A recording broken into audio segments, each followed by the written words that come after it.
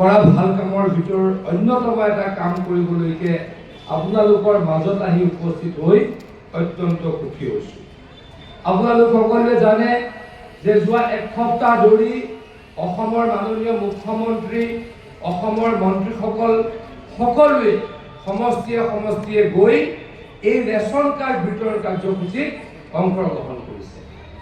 এইখিনি সময়ত আমি অসমত 10,73,489খন ৰেচন কাৰ্ড দিবলৈকে সক্ষম হৈছোঁ, দিয়াৰ প্ৰয়াস কৰিছোঁ। আৰু এই 10,73,489খন কাৰ্ডৰ যোগেদি অসমত আমি নতুনকৈ 42,85,745 জন ব্যক্তিক বিনামূলীয়াকৈ মাহত 5 কেজি চাউল দিবলৈকে এই মাহৰ পৰাই আৰম্ভ কৰিম, দিবলৈ সক্ষম হ'ম। আজি তেজপুৰ বিধানসভা সমষ্টিত আমাৰ 6,740টা পৰিয়ালে এই কাৰ্ড লাভ কৰিব আৰু এই 6,740খন কাৰ্ডৰ যোগেদি 29,668 গৰাকী ব্যক্তিয়ে বিভিন্ন সুবিধা লাভ কৰিব আৰু এইদৰে আমি আপোনালোকক সেৱা কৰিম। আমিতো ভবা নাছিলো যে এনেকৈ PMIY ঘৰ দিব। কিমান মানুহে তেওঁক সমৰ্থন নকৰে, কিন্তু সমৰ্থন নকৰা মানুহকো তেওঁ PMIY ঘৰ দিয়ে।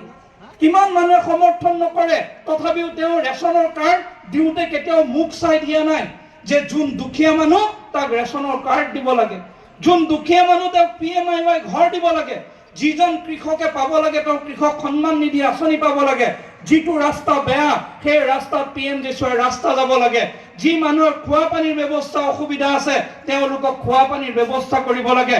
এয়া নৰেন্দ্ৰ মোদীয়ে চিন্তা কৰিছে। আজি কিমান দুখীয়া পৰিয়ালৰ মানুহৰ জীৱনৰ পৰিৱৰ্তন আনি আয়ুষ্মান ভাৰতৰ কাৰ্ড দিছে, যাতে 5 লাখ টকাৰ তেওঁলোকে যাতে বিনামূলীয়া চিকিৎসা সেৱা পাব পাৰে। তাত মুখ চোৱা নাই, ব্যক্তিক চোৱা নাই, কোনে সমৰ্থন কৰিছে কোনে বিৰোধ কৰিছে এইটো চোৱা নাই। মানুহে ক'ব পাৰে, কিন্তু নৰেন্দ্ৰ মোদীয়ে দেশখনৰ প্ৰতিজন মানুহৰ যাতে জীৱনৰ পৰিৱৰ্তন হয়, প্ৰত্যেকজন মানুহে যাতে ভালকৈ আত্মনিৰ্ভৰ আৰু আত্মবিশ্বাসী হৈ জীয়াই থাকিব পাৰে, তাৰ বাবে তেওঁ চেষ্টা কৰিছে। এই যিটো পৰিৱৰ্তনৰ যাত্ৰা, এইটো আমি আগবঢ়াই লৈ যাব লাগিব। মোৰ মুখৰ পৰা কালি হঠাৎ ওলাই গৈছিলে সঁচাকৈ যাদু কাৰ্ড। এই কাৰ্ডখন যোনে পাব তেওঁলোকে 3টা ডাঙৰ সুবিধা পাব। এই কাৰ্ডখন যাৰ থাকিব তেওঁলোকৰ পৰিয়ালৰ প্ৰত্যেকগৰাকী ব্যক্তিয়ে 5 কেজিকৈ চাউল মাহত বিনামূলীয়াকৈ পাব। তাৰপাছত তেওঁলোকে 5 লাখ টকালৈকে বিনামূলীয়া ট্ৰিটমেণ্ট পাব পৰিয়ালটোৱে, আৰু উজ্জ্বলা গেছ পাব। আৰু উজ্জ্বলা গেছ যোনে পাব তেওঁলোকে প্ৰত্যেক মাহত 300 টকা কমত, বজাৰ মূল্যতকৈ কমত গেছ কিনিব পাব। গতিকে এইখন ডেফিনেটলি যাদু কাৰ্ড। প্ৰধানমন্ত্ৰী ডাঙৰীয়াই, মুখ্যমন্ত্ৰী ডাঙৰীয়াই অসমৰ ৰাইজৰ কাৰণে কৰিছে। মইতো তেখেতলোকক ধন্যবাদ জ্ঞাপন কৰিছোঁ, আৰু কৰিব লগা আছে, কৰিম বুলি প্ৰতিশ্ৰুতি দিছোঁ। ধন্যবাদ।